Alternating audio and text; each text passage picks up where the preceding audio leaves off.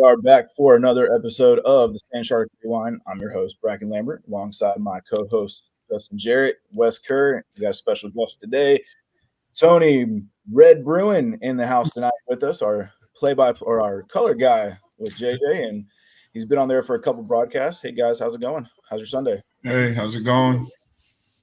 Pretty chill, man. Watched a little football. Got out in the monsoon for a little bit. Hydroplaned a couple times. Made it back safely. But it's in column. Just I got out once today. That was making to the Altamont donut shop. That's going to be closed till after the holidays. Got me a couple of donuts and never went back out. All joy shutting her down for a while, so you had to get your fix, huh? I got you. Yeah, I had to run out to Sam's Club for a few essentials, and you had to find high ground in the parking lot to find a parking spot where you wouldn't get your feet wet. It's pretty soggy out there. It's shark friendly. Shark friendly. I missed the games yesterday. I was busy coaching wrestling, but sounded like good day for the Sand Sharks. Ladies got on them good, and guys, Brackin, you said they kind of let them hang around, but got the dub and got over the century mark, so that's always a good day. Yeah, it was a great day. 2 wins. Girls go back to 500. Guys are 7-1 going into conference play. So great day to be a Sand Shark. Great way to wrap up non-conference play. But, here we go. We're now we're looking forward to the thick of it, and then crossover season. So we'll be talking a lot more sports here in the next month. These next 2 months it's going to be hectic because, of course, we're diving into the first ever conference play portion of the season, and then before you know it, we'll be talking to Ted Faulkner and Cody Yeske about baseball and softball. So it'll come by very quick once we get out of the holidays. It'll be some packed action across USCB and beyond. So not just Ted and Cody, Corey and Terica, indoor track, golf, and indoor track, and Yeah, so it's a full-fledged, but let's talk about last night, man. Well, I got to tell you, somebody new to coming to the games, both the women's team and the men's team are both 2 exciting clubs to watch. I didn't know what to expect, in this area for what level of basketball I'd be walking into, and you can see the potential that it has to become a big-time Division II program. I mean, to be averaging over 100 points a game. That's some exciting basketball, and they've got some great athletes. They've got shooters. They're just fun to watch, man. Oh, I love every second of it. The impressive thing I saw about the girls are the women's strong effort, but how about 7 guys in double figures? Correct. There's going to be an 8th. Coach Ron. Did Pulse get cheated? Pulse got messed up on 1 point, so he's at 11. So 8 of the 11 guys or whoever played. It's going to be 8 guys in double 8 guys in double figures. So that's insane. Wow. Yeah. So I have to. That's on my agenda for this week is to go back into NLS and fix that. But yeah, Pulse will have 11, his first double-digit outing of the year. Mm-hmm. No Marcus Overstreet double-double though. He was. Yeah, well, I got to tell you, I was just getting ready to mention Marcus. I'm excited to see what he's going to look like in league play, because in these games so far, at least a couple that I've done, he looks like a man among boys. He just seems to be able to have dominated any of the centers that they've played against him so far, and it seems like they could even go to him more. But we've you also got a couple of great shooters on the squad that I've noticed with Kobe and.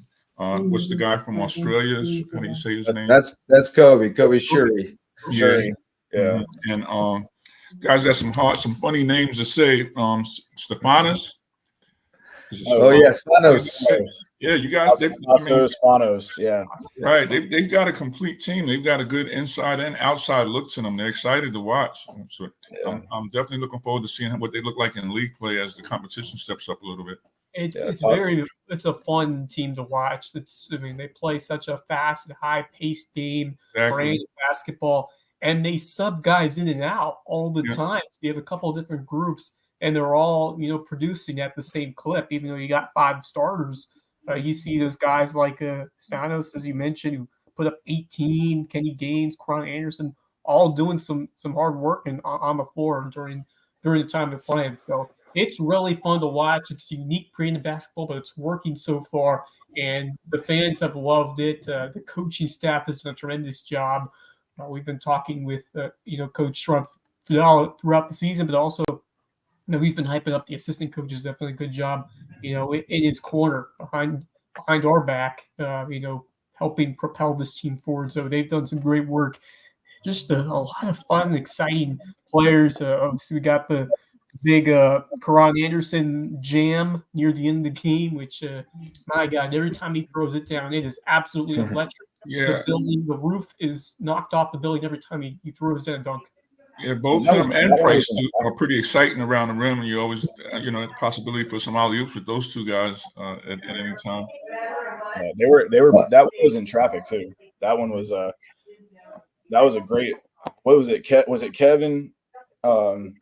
Kevin Q connected on that one. I missed a bit of it. I don't know. I was waiting for the highlights today, but somebody didn't get them cut yet. I was waiting to peep them. I didn't get to watch yesterday, but I do want to shout out Karan because I saw on his Instagram that he and his brother, I guess it's one brother. I don't know. The Anderson brothers are putting on winter basketball skills camp over in Savannah on December 23rd, and they're going to have Josh Smith there, NBA star, 13 years in the NBA with the Hawks. He's going to be their guest speaker.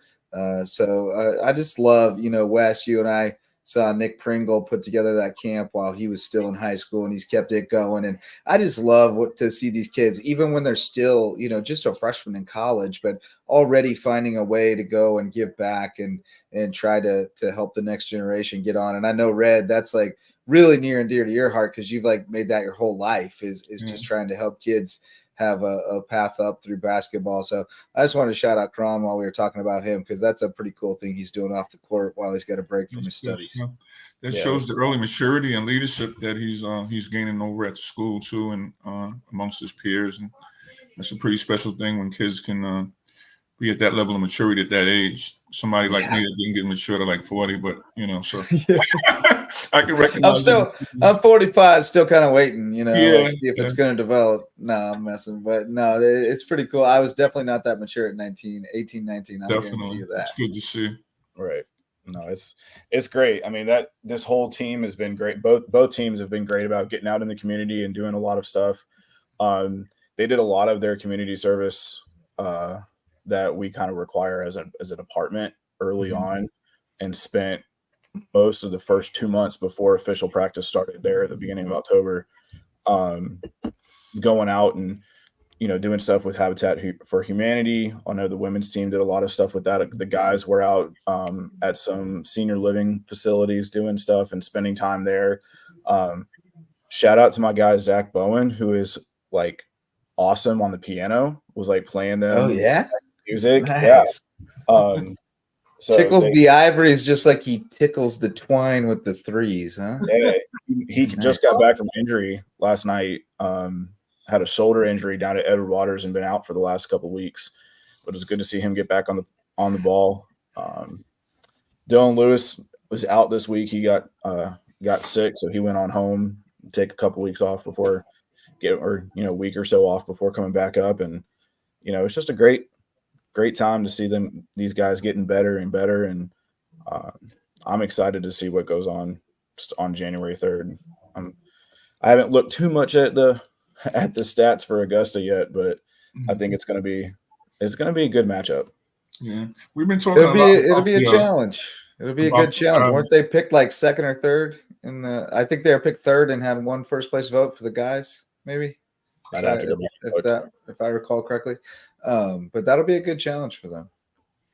Go ahead, Red. What were you saying? Yeah, I was going to say you guys have been talking a lot about the men's team, but I got to tell you, I'm impressed also with Haywood from the women's team. She's almost like a walking double, and she's not that big. She just always seems to be in the right place for these rebounds.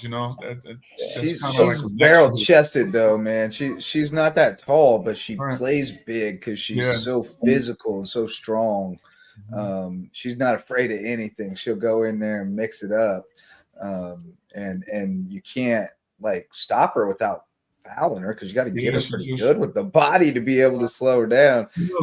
She's me is Brielle Bartle. I think she has really found her niche in her role on this offense and with this team as a whole. I mean, terrific ball distributor who, can get to the rim and make some quick buckets close to the hoop, and just she will make those impacts defensively. She'll just do a little bit of every different aspect that you want of that floor general, that leader on the court, and I think she's really become a bit of that for this team. Certainly they're losing some of they don't have the top end talent with injury luck, which just not on our side this year for this women's team, but I feel like Bartlett has really given you so much different qualities that have helped. On non-conference portions. She's terrific. She's fierce, man. She's really fierce. Player, definitely. She just oozes with swag. Everything she does out there reminds me of a Lady Luca. She's almost like smiling and laughing and having fun as she's jaying you down with threes or shaking baking you. So I like the swag. Oh yeah, she'll have a grin on her face while she's staring you down on defense. I think it's intimidating. In some ways when the kid's just balling out on you and they're just grinning about it. It has to rub off on the other other players. It's so frustrating, right? Definitely gives the team but they had 4 in double digits and almost 5. Yeah. Ella Coffey, my girl with my girl Ella Coffey. Let's go. Yeah. Man, she keeps getting better and better. When she gets her opportunity, she knows where to be. And when she gets an open shot, she knocks it down. She was 3 for 3. But how about USCB shooting 74.4% from the field? This was a team that, like, just a couple of games ago was shooting like, I don't remember what it was, but it was like in the 30s or something overall. And the last 2 games, the shot selection's been so much better. You can see them getting more comfortable in the offense and getting their looks and really knocking them down. I see they're moving Primo over more to the 2 a lot too when they come off the bench. Now, bring Tanaya in at the 1 and move Primo. The plan was Primo to play the 2 because Gattosi was going to be the 1, and she's not supposed to be a 1, but she adjusted to the role quite well early on, and now they're finding other people who can kind of get her off the ball a little bit more and let her spot up because that's where she's really good. I mean, just imagine the growth, pick and roll. Yeah, imagine the growth now. And imagine having both Sheridan and Lydia back for next year. Yeah, they're both. Sheridan's a guard as well, right? Sheridan's a guard as well. So so that was your starting backcourt theoretically. And I mean, those 2 those 3 with Bart would have probably combined for 75 to 80% of our points. Yeah, and I mean, but now, like again, I want to shout out Shania. Because she said last game, I didn't feel like I had a great game, and we talked about it with Brady last week. But she did have a great game, and this time, she had a rough offensive game, but she didn't let that impact the rest of her game. She was still played at a high level in every other aspect, and that's really the key. But then you see, last night she got it going again, 6 of 9 from the field, 14 points, 5 boards, so right back on track. And I mean, that's what you want from your leaders is, you're having a rough game. Well, that's okay. Stop shooting it, do other things, and get your teammates involved, and then bounce right back the next game. That shows some resilience and some heart that you hope. Yeah, and she had a couple of passes that just bounced off her hands, but she was in the right places and everything. Passes like a little too hard or a little bit behind her, but she's getting into the right spots and understanding the flow of the offense. So I think the best of her is yet to come. Yeah, and I'll give out a couple more. Madison, she had a great game, scored the first bucket of the game, picking up an offensive board right there and putting it back. I mean, she picked up a couple boards there, or just one rebound this weekend or last night. But I mean, she was quick through. And they had to go back and stat the game from video. Scheduling conflict. Wes and I were trying to get it done there the first quarter. Great job of following her shot and getting those loose balls and then making the right decision. Yeah. The good thing about Soph is she doesn't stand still long. She's constantly moving. Right. She's always around the boards, following the boards. She's really active. She's an active player. Yeah, she has active hands too. Smart player. And she's got a really nice long frame, like a long wingspan. She can, but she's athletic enough to get out in passing lanes and stuff. So, no, I've seen good development from her. I mean, you've seen good development from everyone over the course of the season, really. I think the bigs, Jada and Arya, have had a little bit of a hard time just kind of figuring out how they fit into the offense, but and maybe the guards have kind of had a difficult time figuring out where to get them the ball and stuff. But you've seen that improving too, and Arya can really seal it on the block and work nicely under there. So I think we'll see more of that probably over the break. That's something that you don't have a lot of time to kind of go back to the drawing board when you're playing twice a week and fix that stuff, put more stuff into your offense. But now with a couple of weeks off, you let the kids get a few days off, you get them back in the gym, and you start installing some stuff that you've noticed that you need to shore some stuff up. So I think we'll see a little bit more of that traditional post play from those two as we go forward too. Yeah, I'm looking ahead at the schedule for Augusta. They play 2 more times before they come down here to Bluffton. Okay. So they play at Newberry tomorrow, and then they host Erskine. So I'm not sure how Erskine and Newberry are faring so far this year, but they get a couple more games under their belt. They'll have 10. They're 4-4 right now. I haven't looked at stats yet, but I think they're averaging 69.1 points per game. So that's right around what we are. We're right there as well. Pull up that as well. Overall, got the 62.8 score when we're ready for it. Yeah. So, hey, Brett, can we switch back to the boys team? Back to something you said. Well, the men's team. I'm sorry about that. Yeah. Something you said earlier. Me and Marcus had a little laugh about the rotations that coach uses. Getting 5 in for 3 minutes. The line changes. Line changes. We're playing hockey, man. Yeah, that's exactly. Monty goes back to that's what we call it. Giving my age away. Do you remember when Dean Smith used to do the blue and white rotation where he do 5 and 5? Yep. That kind of goes back there. I haven't seen that in a while. Is that something that he's known for, or is that something that he's put in play because of the talent and the long bench that he has? I think it's kind of a little bit. He's been doing it all year. Season. He's done it all season. It's kind of, I guess. He said he just picks up, he nitpicks everywhere he's been. He's grabbing something from everybody. So I think it's kind of like I don't know that it's a philosophical thing, Red. I think it's kind of the personnel of this team in specific kind of dictates it to some degree. But I think also like he didn't full on commit to the line changes the first couple of games. I don't think like it was a little more of a traditional rotation. And then I think he started realizing that like it worked with this group because when he does it, they can go out, and I talked with him a little bit after the last game about it. And we talked with him too. When he does it, like they can just go all out for 2 to 3 minutes, knowing that as soon as they start to run out of steam, he's going to get them out of there and bring in fresh legs. Exactly. So really that's what I was allows them to just it's not easy to average 103 points. So I was wondering if that was the reason that he did that. Just give you the hardest 3 minutes that you can envision, knowing that in those 3 minutes, once you've given everything, you got another 5 coming in to give you a blow and on and on.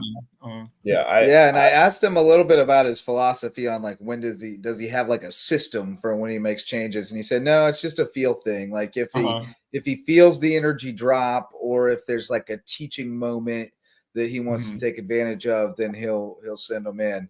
But it's not like sometimes he kind of tries to use minutes as sort of the basis for it, but at times he'll let them go a little longer if they've still got juice or if they're really flowing. And at other times he might hook them a little quicker if they're lackadaisical or whatever. So keeps them on their toes. I got to think that would be good for recruiting when kids know that you're a coach that you go 10 deep on your bench too. That helps in getting guys.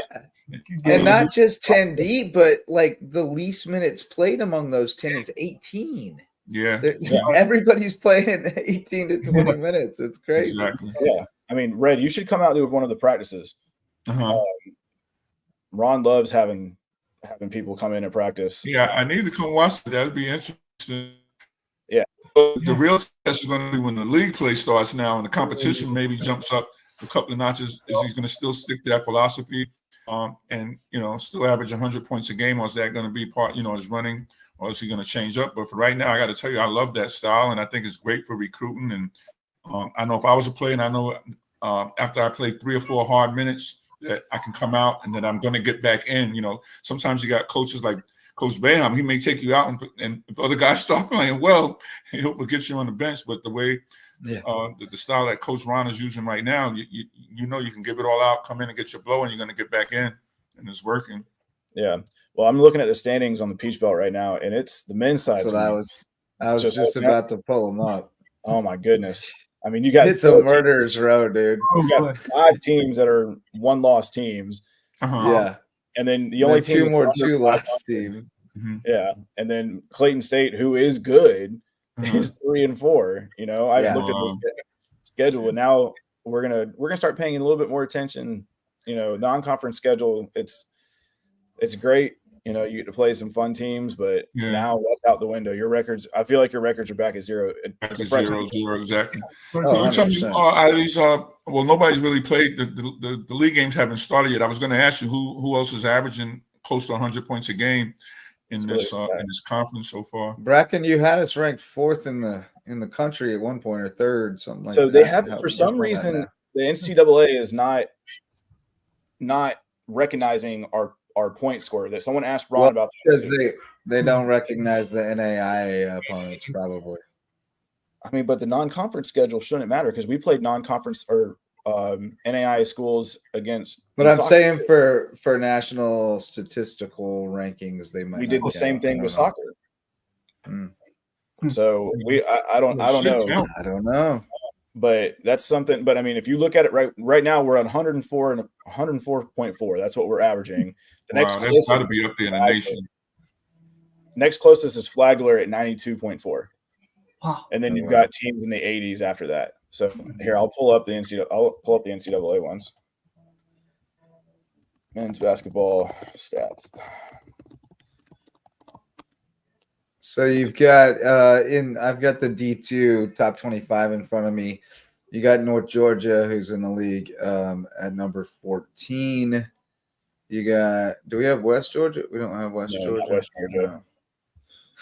I'm still learning who all's in the league because it just changed too, right? So like everything I thought I knew is no longer true. Young Harris is the only top 25 team right now. What stood out for me is how efficient they've been. Even with the high volume number of possessions, with how fast they get out there and get to the hoop. I mean, still shooting 54% of the field, hitting over 44% from 3. So they're converting at high rates. They're turning over maybe 16 times, which certainly that's something you might want to try explore. But when you're playing at that fast pace, you're going to turn it over sometimes. But it's great to see them converting on such a high clip, especially shooting from beyond the arc. If you're able to get those looks and find those open man, obviously the defenses you expect to improve as you get into conference play. But the way that they're showing off the offense at the clip that they're at, against the team they should beat.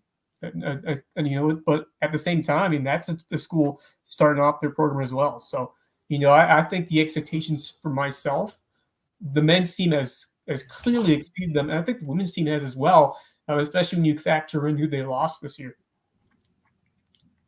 Yeah, true. Looking at Augusta's schedule, they'll come in at 5-2. Losses to Fayetteville State by 1. Benedict, which is top 15 in the country, and they've won the rest. So, it's going to be a really solid test. And as you said, Bracken, they've still got 3 more games. Yeah, they got Reinhardt today. They had Reinhardt tomorrow. Yeah. And then Newberry. Got a back-to-back with Reinhardt and Newberry, and then New Year's Day contest at Emmanuel. Interesting. Wow. They use cookies and other technologies. Yeah. That's the new sidearm thing. Well, I've got the men's scoring offense. Gannon's number 1 in the country with 115.6. Nova Southeastern is 109.2, And then it's saying it's West Liberty at 102, but I mean we're at 104.4, so we should excluded. We're on it. Like, I mean, it's not on there, but I would say we're number 3 in the scoring offense this year so far. Sounds like it. To get on that mic with the NCAA. Get on that phone with the NCAA. I'll reach out to trying to put our thing back up and the finger slipped. Playing our outro. We got a little music. Play them off, keyboard cat. But no, I mean, I think you know what? I don't think Ron obviously I don't think Ron cares about that. It's nice to be recognized. Kind of like the same way soccer was, top 5. I mean, he doesn't care if they recognize or not. He just wants to score more than anybody else. Yeah. just on principle. Where's their stats at? Let me pull that back up. I mean, they're plus 21 in the scoring margin. I mean, how about my man Spanos yesterday? 6 of 8 from 3.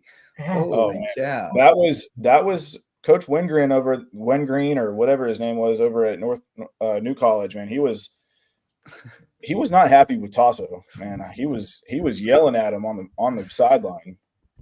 He was yelling at Tasso, or he was yelling at the guy who was supposed to be guarding Tasso? No, he was yelling at Tasso. There was one play, Tasso had just drained a 3, and that quick offense up in his face defense. And then they didn't like that. It was a baseball pass down the court, and the guy went up, and Tasso went up, and he fouled him.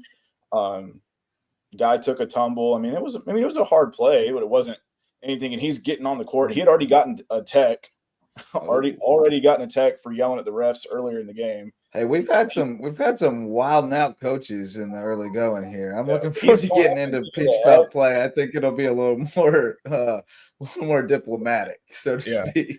But I mean, Coach Wingreen's going up and being like X, like trying to get him out for like a flagrant 2. I'm like, it's not dirty. It's not like he was trying to hurt him. Mm-hmm. It was just I don't know. I didn't see the play. Don't know if it should have been a flagrant, but I mean, it's a physical game at this level, fellas. It really is. We've seen it. It's grown men out there, right? And even just the women's game, the speed at which they play, it's such a an increase compared to what they're seeing below this level. I mean, you have to be on your toes, and I think you got to give props to how these younger players are adjusting, and the credit to the coaching staff as well for putting them, to be confident in these situations. And certainly they had some nerves early on in the year, and just, you expect to see some growing pains, and there were, but the successes that they have against who they've played so far, it's been really impressive for me how especially those younger players have quickly grown to be, confident in producing factors in this lineup from the jump, and especially to say that for those women's players and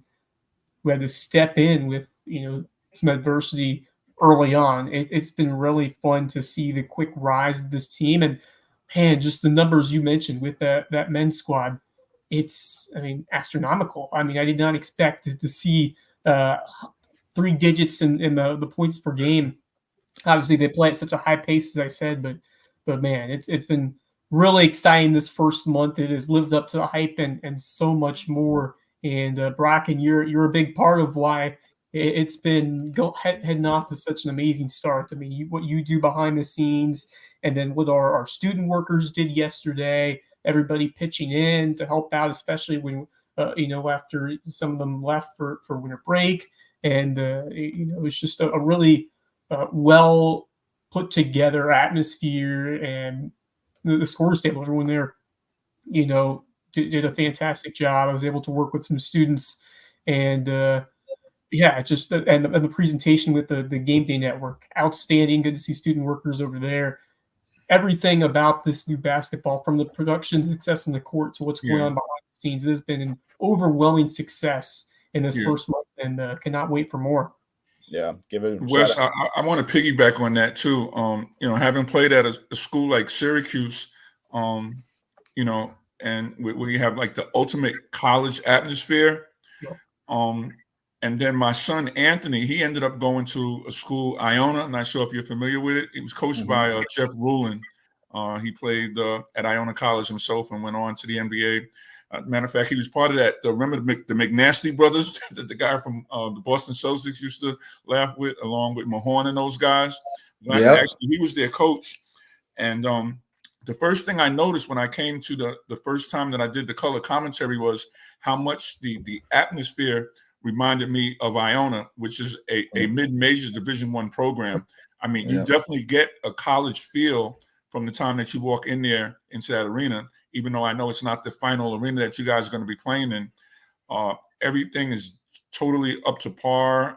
I mean, from the Finn emblem on the floor to the way that the commentating is professional, the way the AD treated me, the way your mic people and your camera guys come, the way they brought the statistics to us every 10 minutes. I mean, everything is top notch. The well behaved that the fans were. I mean, you guys had I guess the students were still in there and everything, and they were giving the players a hard time at the foul line. I mean, your guys are ready. They want college basketball, and from everything I can see, and I'm not just saying that, you got them in the right direction. It definitely already has like almost like a Division I mid-major feeling, and when you're in the building.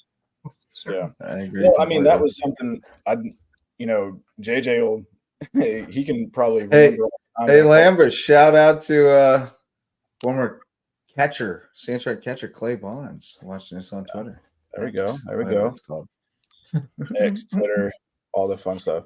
I mean, well, I think JJ can probably remember these. I probably called him 3 or 4 times the first couple months. I was down in or up in Pennsylvania at St. Francis. That's a mid-major D1 up in the NEC, and man, I was just like, I was unhappy because my heart was still down here at USCB.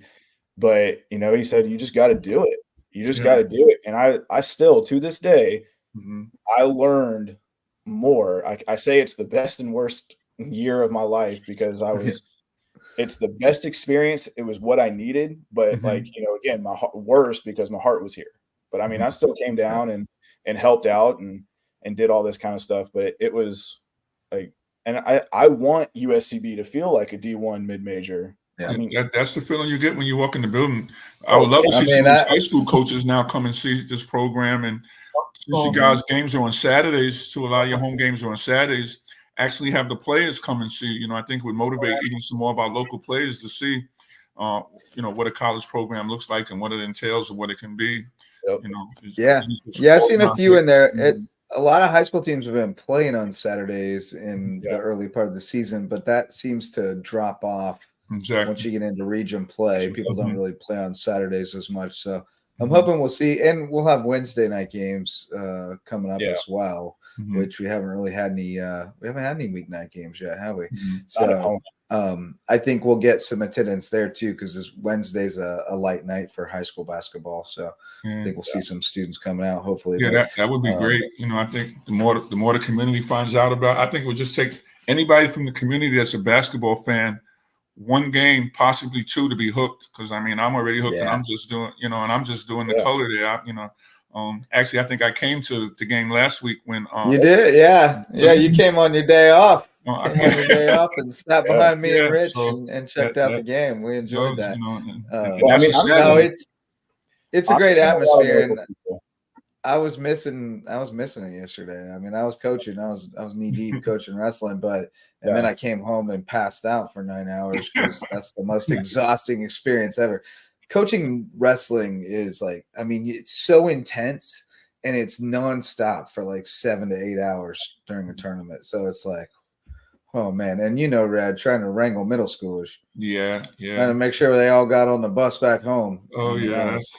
That was a challenge. I was wiped out, but I was missing the games. I was jealous for you and Marcus being on the call yesterday. So I'm looking forward to getting back at it after the new year. Yeah, you missed the goodie. Missed the goodie. We got 2 of them before we bring Marcus back on for another game. So, but yeah, I mean it's a great atmosphere. A huge shout out to my student workers. all season long, dating back to soccer.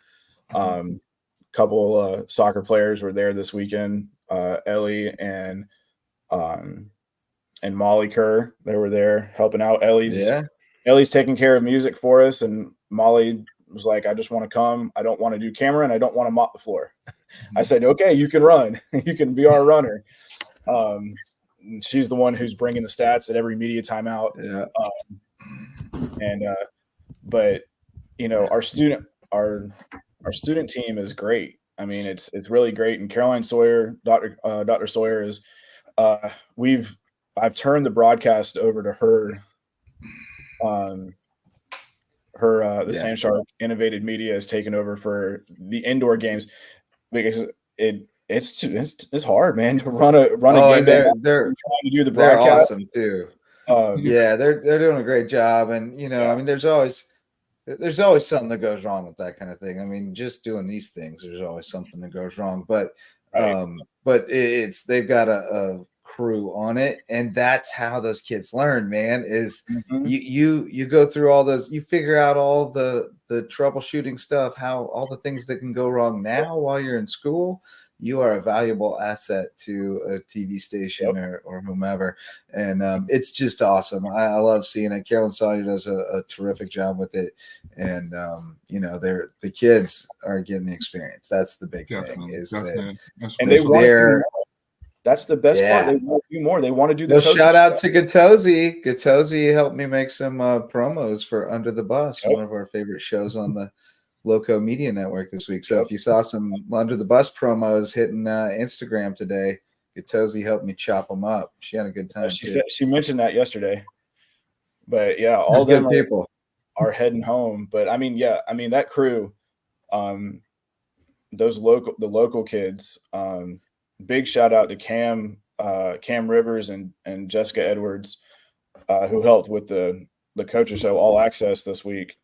Yeah. My normal crew is knee deep in finals and getting ready to head home. So it's great. We've got a work study. JJ, did you ever have a work study when you were?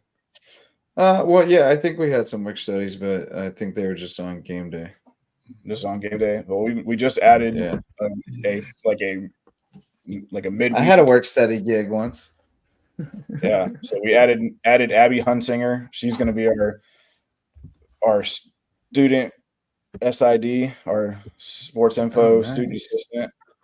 She's going to help with a lot of the content. So shout out to her. But I mean, that's our goal, is to get everything run by the students and get them doing all this kind of stuff. That hands-on training, that is everything. I mean, that pays dividends just for those traits that you want to develop in young men and women. So, I mean, you're doing a terrific job. It's been great. I got a special surprise for you, Brackin. No, go ahead, Wes. Sorry. Yeah, no, it's been great to see all the students coming together and doing their part and gaining some valuable experience, and it's got to be rewarding for you as well, Brackin, to be at the head of it and seeing them succeed, right away, and everyone doing their own contributions to help this thing go smoothly and become a professional and outstanding broadcast and atmosphere environment. So props to you for helping spearhead this, because you're a big part of it. So thank you for what you're doing. Our friend Clay Bonds hit me in my DMs with and asked me if I remember this, which of course I do. 2009 Sand Shark Baseball Squad. The OGs. That's good. The OGs. I see Kenny Anderson back there. I see Torres. RJ. I'd have to pour over this. RJ's definitely in there. Rosetti's in there. You got to forward this. There's Rudd. There's Rudd. Colt Rudd. One, right? There's my goodness. Oh my gosh, there's so many guys in there. That's the Garnet era, man. There's a couple guys I play men's league with now in there. Yeah, the Garnet area. We'll have to go on that. Yeah, you'll have to send me that. Maybe that'll be our Throwback Thursday, our alumni spotlight, the entire 2009 baseball team. Did you see RJ's comment when we reached out to him? The OGs, that's what's up. Hey, Bonds, you know who the accountant for Lowco Media is? Brett Wheeler. fellow former catcher for the Sand Sharks. So I'm really looking forward to it. Goes around, if we kind of jump ahead to the spring sports, man, I'm telling you, I mean, JJ, I got my start with softball, but man, I'm looking forward to seeing what these guys do for baseball. I'm looking forward to it. Hunter Miller. Yes, I got some kids I love on there. I love me some Brian Meyer. Love me some Josh Patterson. I saw Patterson at the Kroger cheese counter the other day. I snuck up on him and asked him if he had any very stinky cheese. I mean, the fact that he's a two-way player. He's the two-way guy. He is. Yeah. So, yeah. But yeah, I mean, I'm really looking forward to the way all of this comes out. And Red, I know you said something earlier, but about like that's not going to be our permanent home, like just kind of backtracking. But it is right now. Like, I mean, you're right. Like, I mean, or eventually we're going to have an arena. I mean, right. It's going to happen. Hopefully in the next, 4 or 5 years, we get that knocked out along with baseball and softball complex. We've been talking about baseball softball complex campus. Right. 15 years. It's been years. too long. Any of you guys out there with those big long pockets, just That's keep right. that in mind. But, That's right. Right now, That's like I said, it has every bit of a mid-major feel, and you're doing a great job with that. That's what counts. Okay. Players feel it. We Rising tides. Envision, because we see it, because we have to get all the approval to do stuff. So we haven't been able to up our game day atmosphere, but I follow all of our teams on Instagram, and I'll tell you what, Augusta's intro is sweet. They got the big Jaguar blow up head, they got the cold sparks, and oh man, I'm gonna have to up the game. We have a fog machine and a cold spark machine sitting in my office that can't be used until we get the approval from DPS. State. Okay. So all right. We're working on that. DPS. There's more to come then. There's more to come. We got Bruce. We got to up the intro. Yeah. Let's go, Bruce. I mean, I want to get a shark head for them to run out of. Like even when we do our starters, they come out and do that. I mean, whatever we need to do. Right. It's already pretty legit. Yes, you got Finnegan out there. When Finnegan comes out with the flag, and I love that. Yeah. No Finnegan this weekend, but that's a bummer. No, I mean, well, here's the best part, especially with standard time. It's going to be dark during the weeknight games. And that means the little natural light that's coming through the top of the rec center is not going to be there. And so when we turn the light down for intros, it'll get dark. Right. Get those. I'm excited. I can't wait to see that. Those boppers back out. So there we go. Also, it'll be fun. Give Gina a shout out for. She's got some things in mind that's going to be coming up here soon. So I'm looking forward to seeing it. I'm looking forward myself. All right. Well, I guess this is it for a couple of weeks, huh? We'll take a shutter down for a little bit until we get back on the court. Yep. We'll take a little break, take a holiday break. Hope everyone has a great holiday season. We're going to be Happy New Year.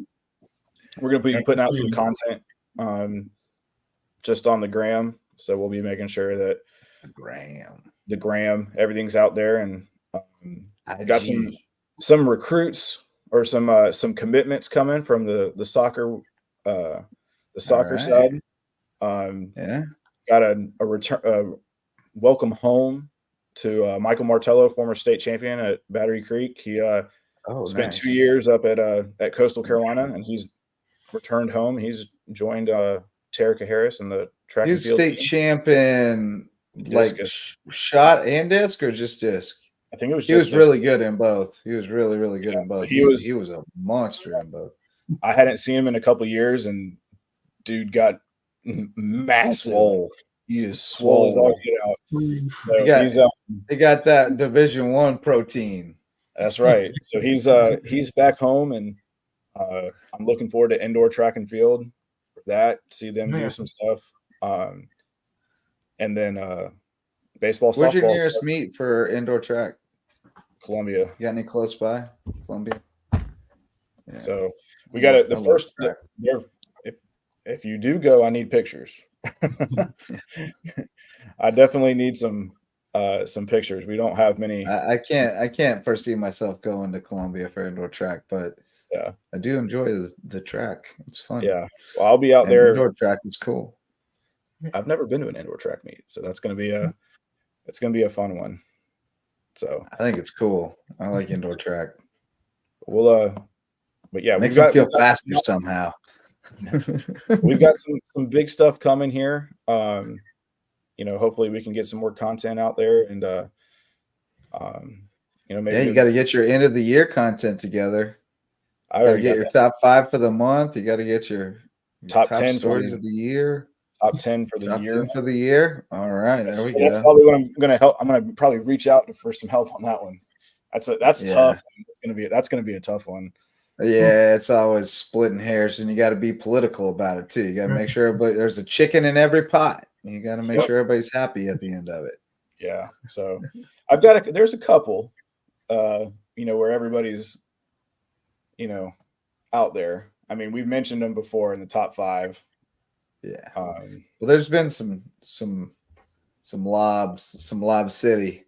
You might have to like link up a few of those into one, like take several of Q's jams and put them into one for number 1 or something, so he doesn't just eat up the whole top 10. No, or Marcus, put a bunch of Marcuses into one. Moses Overstreet, as I call him sometimes. You're thinking of Musa then. I tell you what, I think Mari Cavad's got some highlights that could rival and send by. That's true. They had some header in the PBC quarterfinal against Lander or Savannah Page. That was November's top play. That was pretty dope. So I mean, there's plenty of them. I think there's going to be an even thing. Then you got Ashley Mead. She killed it on the course, picked up her 4th. Anybody hit any holes in one? No, we don't have video of it. I know. Hey, shout out to Georgia Southwestern though. They did put on for their Hurricane Invitational. They live streamed it. They had Scad used to live stream the national championships, and Doug Wollenberg would be on there doing his golf voice, doing the commentary. It was so great. It's so funny. I mean, he took great pride in it. Corey's talked about it. There might be, when we get call up our boy Javon at Beaufort's Own, he'll figure it out. I'm sure he would. If he can get an audience, he'll figure it out. Yeah, but I mean, I think there's plenty of it. Jacob, isn't this a 30-minute show? Huh? Isn't this a 30-minute show? 48 minutes in. I love it. We just having fun. That's what we said, right? This one was going to be a little bit more fun. Just talking. Yeah, they're all a little more casual. A little more casual. But just talking about everything and having some fun. That's all we need. I mean, we did have our highest viewership at one point. We had like 30 people. It spiked for a minute there. I don't know what was going on. I was like, holy smokes. Somebody got word of it.